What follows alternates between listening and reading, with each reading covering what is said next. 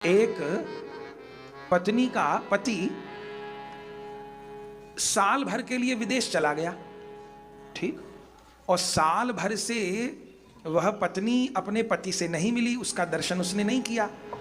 तो अगर एक साल से पति परदेश में है तो दूर तो है, लेकिन भले एक साल से पति अपनी पत्नी से नहीं मिला, फिर भी वो पत्नी है तो अपने पति की ही कि किसी और की है। भले वो एक साल से विदेश में है, आना नहीं हुआ। संसार में भी ऐसा हो जाता है कि नौकरी के लिए चले गए और नहीं आना हुआ।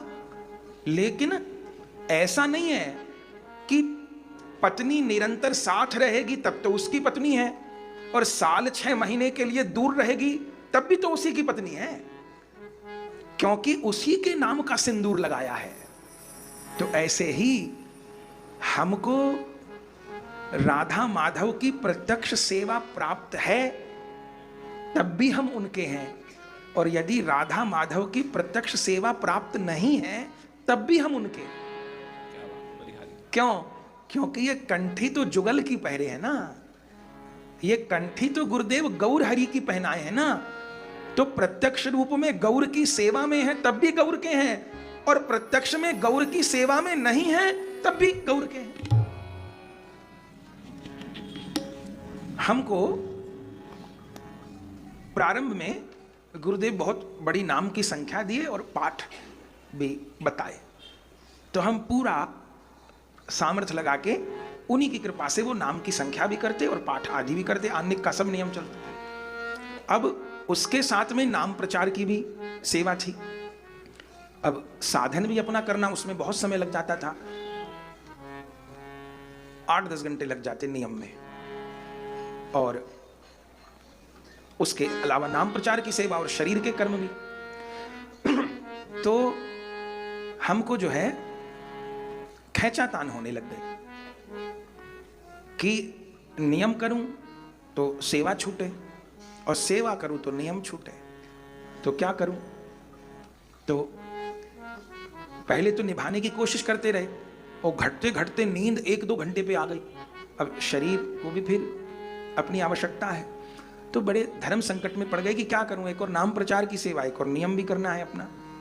तो इस बात को लेकर के गुरुदेव भगवान के निकट गए। तो एक बात तो उन्होंने जो बोली वो तो माइक में नहीं बोलेंगे नाम के संबंध में, दूसरी बात जो पाठ के विषय में बोली वो बोल देते।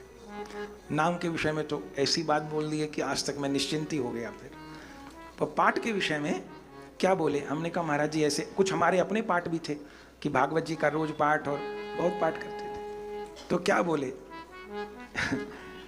हमने कहा महाराज जी किसी दिन पाठ नहीं हो पावे और सेवा का रहता है तो क्या करूं। तो क्या बोले, ठाकुर जी को कह दिया करो, पाठ करूं तब तो मैं तुम्हारा, और पाठ ना करूं तब मैं तुम्हारा नहीं क्या। मैं भाग, अब ऐसा हम सब, आप सब पाठ करना मत छोड़ देना। ये ऐसी स्थिति में है जब भोजन करने की और नींद की भी जरूरत ना पूरी हो। कभी आप कहें महाराज अच्छी बात बता दी आज कथा में, अब हम सब पाठ बंद कर देते हैं, भगवान को कहा करेंगे बिना पाठ भी तेरे, ऐसी बात है।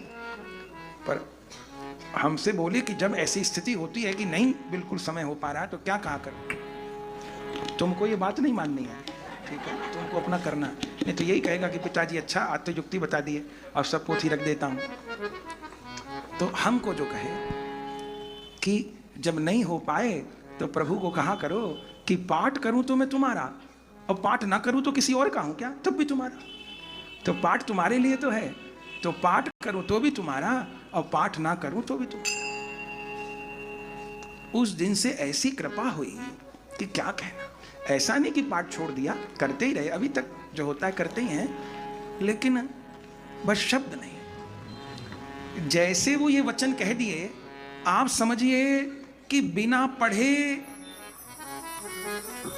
सब काम होने लग गया। लोग कहते हैं महाराज कितना पढ़ते होंगे, कितना याद करते रहे, कुछ नहीं पढ़ते पढ़ते, और कितना कोई पढ़ेगा उसकी, करते पर इतना छोड़ो कि हर समय, अब पूरे दिन यात्रा भी कर रहे हैं, उसके बाद अद्वैत प्रभु जी का अभिषेक, उसके बाद ऊपर जाके चैन थोड़ो मिलता है, वो खड़ा उसकी बात उत्तर देना, वो कल का रूट क्या बनेगा, साधु सेवा होगी उनको बुलाना, परसों का क्या होगा, अगली कथा वाले को पीछे के वो बैनर फाइनल करने हैं, वहाँ 11 दिन की भक्तमाल है, वो कह रहे हैं मेरा चरित्र कितने दिन होगा, भरत चरित्र कितने, तो चैन थोड़ा मिलता है।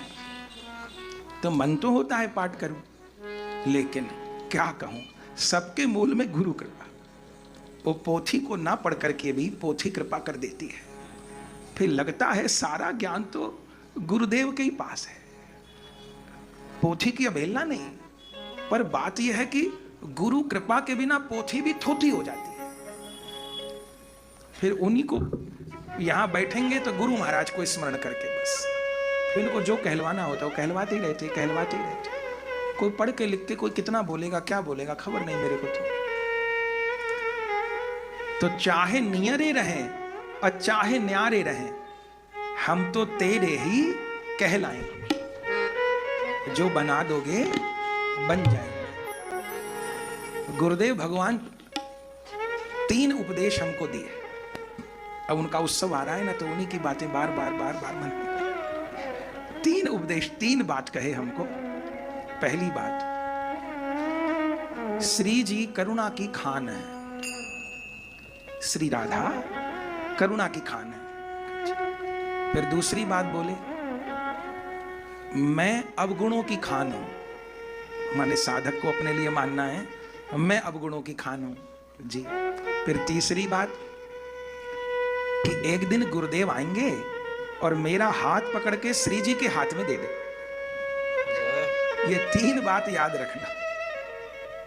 हमको बोले 3 बात याद रखना, मैं अपराधों की खान हूं, श्री जी करुणा की खान है, और गुरुदेव मेरा हाथ पकड़ करके श्री जी के हाथ में प्रदान करेंगे। इतनी बात कहे।